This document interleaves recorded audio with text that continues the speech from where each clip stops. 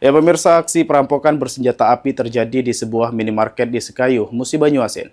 Pelaku berhasil membawa kabur uang setoran puluhan juta rupiah. Polisi lakukan olah TKP untuk mengungkap kasus tersebut.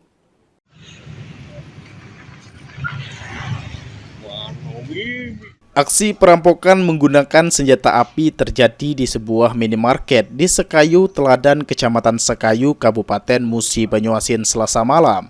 Setidaknya ada 2 orang pelaku diduga terlibat di dalam aksi tersebut.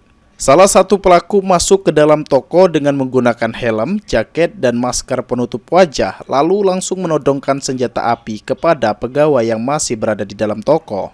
Salah satu pegawai Indomaret mengaku jika saat kejadian, toko dalam kondisi hampir tutup dan pegawai tengah menyelesaikan pekerjaan akhir.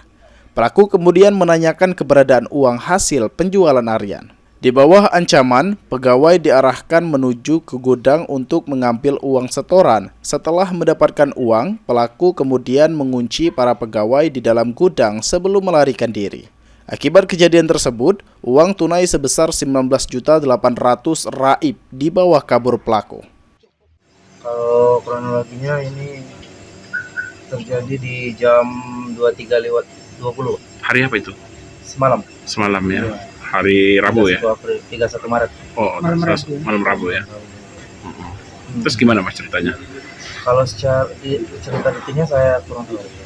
Karena saya belum terlalu menanyakan dengan yang itu kan, dengan personil yang bersangkutan kan. Karena posisi personilnya masih di Polres kan. Masih buat laporan. Dan Mas, dari infonya dia Mas dapat info seperti apa Mas ini? Kalau dapat infonya di telepon anak toko saya. Telepon katanya pada jam 23.30 itu ada perampokan. Sudah tutup, ditutup. Oh, sudah tutup. Cuma posisinya nggak dikunci memang. Oh, belum pulang. Cuma satu, yang masuk cuma 1 orang.